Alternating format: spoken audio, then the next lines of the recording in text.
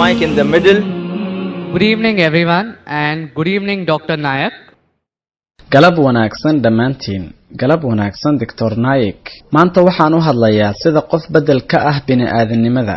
Dr. Nayakow adiga walaal magacaaga noo sheegado raalli ah. hagaag magacaygu waa Shiraas adoo mahadsan hay weydiin diinteyda.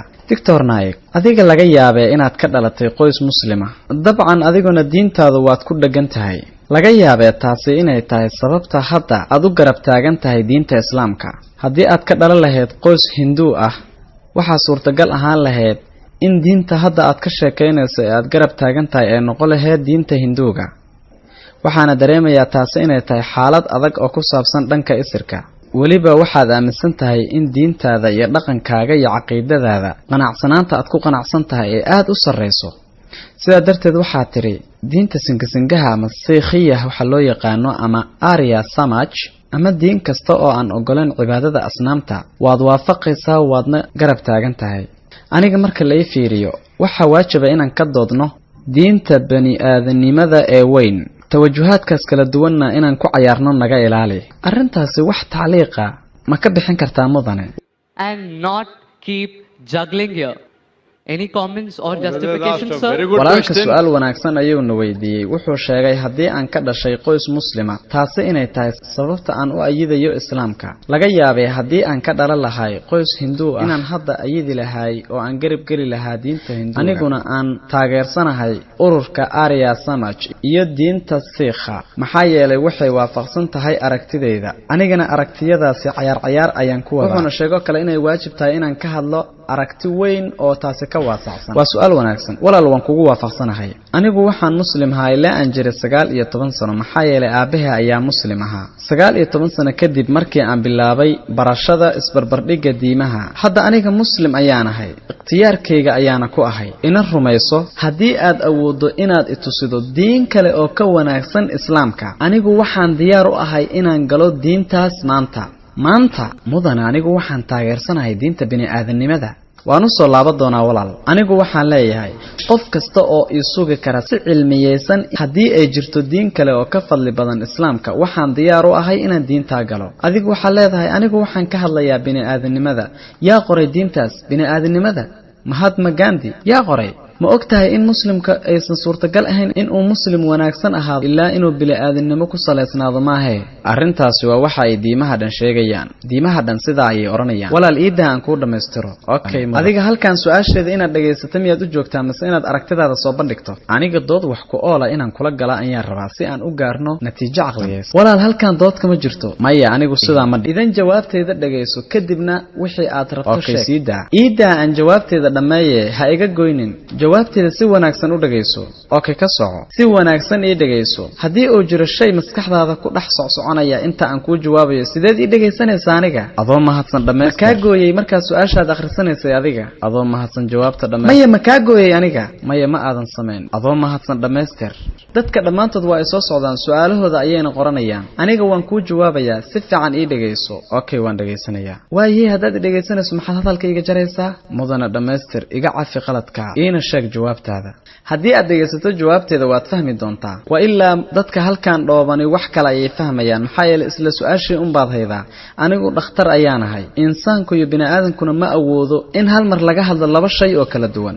jawaabteeda dhagayso markaan jawaabta dhammeeyo wax dhiba ma lahan. waxa ay waajibka tahay inaad ogaato waxa weeye adigu waxaad ka hadlaysaa bini'aadanimada. markii horena waxaad tiri diinteeda ha i weydiin. haddana waxaad leedahay waxaan aaminsanahay oon ayidayaa bini'aadanimada. adigu waad ka yaxyaxaysaa waadna ka qajilaysaa inaad waxaad aaminsan tahay sheegto. haddana waxaad ka sheekaynaysaa bini'aadanimada. aniga su'aal ayaan ku weydiinayaa yaa qoray kitaabkan lagu magacaabo bini'aadanimo? ma jiraa kitaab kale ama irshaada bini'aadanimadan ku saabsan? aniga waxaan ku leeyahay muslimka suurtagal uma aha inuu muslim wanaagsan noqdo ilaa inuu noqdo insaani qof bini'aadanimo ku salaysan. ma cadaynayaan diimaha kale arrintaa.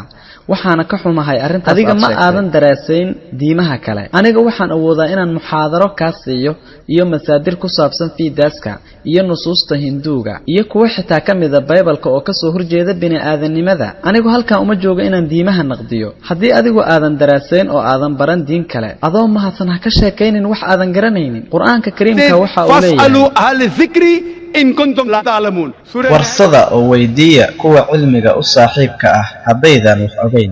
suuratu naxli suuradda 16aad aayadda 43. suuratul anbiya 21 aayadda 7. adigoo arday kama tiid isbarbardhiga diimaha adoo mahadsan tacliiq aan cilmi ku dhisnay iyo mudaalaca la'aan ha soo dayn. anigu waxaan awoodaa inaan masaadir badan ka siiyo Bible-ka taasoo ka soo horjeeda bini'aadanimada, laakiinse waxaan ka dalbanayaa oo aadan awoodin inaad ii sheegto aayad kaliya oo kamid ah Qur'aanka ama wax kamid ah tacaaliimta sayidkeena Muhammad sallallahu alayhi wasallam oo ka soo horjeeda bini'aadanimada. ha idhihin diimaha dhan sidaas ayay oranayaan. waan ka xumahay, macluumaadkaadu aad ayay daciif u yihiin. waxa aan rabo inaan ku sharxo waxa weeye markaad ka sheekeynayso bini'aadanimada adigu waxaad ku hadlaysaa mustawa bilaaw ah. qaabka aan u hadlayo oo kaliya ma ahan in laga soo gudbo mustawa bilaaw ah ama mid dhexe. anigu waxaan ka hadlayaa wax u dhigma diraasaadka sare. islaamku wuxuu la macno yahay darajada ugu sareeyda. bini'aadanimadu kaliya waxay la macno tahay darajo la'aan marka la barbar dhigo islaamka. muslimna suurtagal uma aha inuu muslim wanaagsan noqdo ilaa inuu noqdo qof bini'aadanimo ku salaysan. aniga waan ka dalbanayaa inaad ii tilmaamto wax kamid ah tacaaliimta islaamka oo ka soo horjeeda bini'aadanimada. laga yaabo inaadan aqoon u lahayn asbaabaha cilmiyeysan ee caqliyeysan ee keentay in islaamku uu dejiyo tacaaliimtan. adigana waxaa laga yaabaa inaad u malaynayso inay ka soo horjeedo tacaaliimtani bini'aadanimada. waxaa la mid tahay qof ka sheeganaya xanuun haddana dhahay doctorku wuxuu isuray faleembo way xanuunjinaysaa, laakiinse faleembadaas adiga ayay ku anfacaysaa. waa qof ka sheeganaya oo kale doctorku wuxuu uga jiray xubintii xanuunsanaysay azaa'idatu duudiyah. xubintaas doctorku wuxuu u gooynayaa si uu noloshaada u badbaadiyo.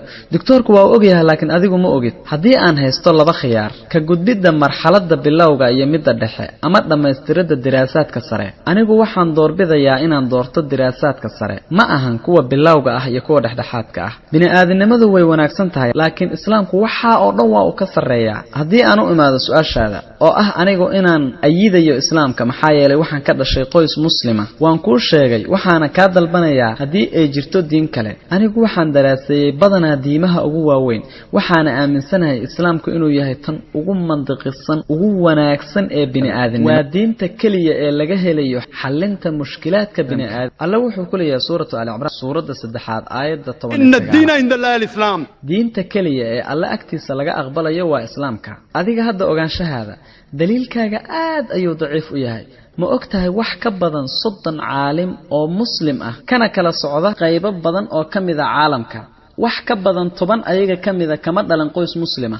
ma og tahay arrintaas? waxaan jeclahay inaad iiga jawaabto su'aashaas. ma og tahay arrintaas? 30 qof oo masraxyada muxaadaraadka ka hadlaya wax ka badan 10 ayaga ka mid ah kama dhalan qoys muslima. ma og tahay? mudane anigu waxaan laga yaabay aniga su'aal ayaan ku weydiiyay. ma og tahay arrintaas? maya ama haa? maya mudane ma ogi. taas waxay la macnataa marka daliilkaad inuu eber yahay. wax dhan 30 qof oo ducaad ah ku kala faafsan daafaha caalamka. wax ka badan 10 ayaga ka mid ah waxay u dhasheen Mareykanka, 4 reer Canada ah, qayb yar oo ayaga ka mid ah Ingiriiska, Malaysia, Sacuudiga, Imaaraadka, Soomaaliya, Suudaan. wax ka badan 10 ayaga ka mid ah waxay ka dhasheen qoys aan muslim ahayn. waa dad waaweyn. qaarkood islaamka ayay galeen ayagoo yaryar, qaarkood 20 sano ayagoo jira, qaarkood 30 sano. allah azza wa jalla ayaa hanuuniyay. muslimiin ayay ku yihiin ikhtiyaarkooda. caqligaaga oranaya maxaa yeelay annaga waxaan ka dhalanay qoysas muslima, sidaas darteed islaamka ayaan ayideynaa oon adkaynaynaa. dadkaasi kama dhalan qoys muslima, waxay ka dhasheen qoys kirishtaana iyo qoysas aan muslimiin ahayn. sidaa oo ay tahana diinta islaamka ayay ayidayaan oo ay garab taagan yihiin. maxaa dhacay? maxaa yeelay diimaha ayay daraaseeyeen, waxayna ogaadeen islaamku inuu yahay wadada ugu wanaagsan ee nolosha. adiga waxaan ka dalbanayo waxa weeye inaad bini'aadanimada daraasaydo, islaamkana aad daraasaydo oo aad isku daydo inaad soo hesho nuqaada iyo meelaha islaamku uu uga soo horjeedo bini'aadanimada. markaasi waxaad ogaan doontaa teebaa ah diinta ugu wanaagsan. anigu diintaada kuma weydiinayo, laakiinse waxaan ka dalbanayaa inaad aqbasho diinta ugu wanaagsan. dariiqada iyo wadada ugu wanaagsan nolosha iyo xalka kaliya ee bini'aadanimadana waa islaamka. waa mahadsantahay.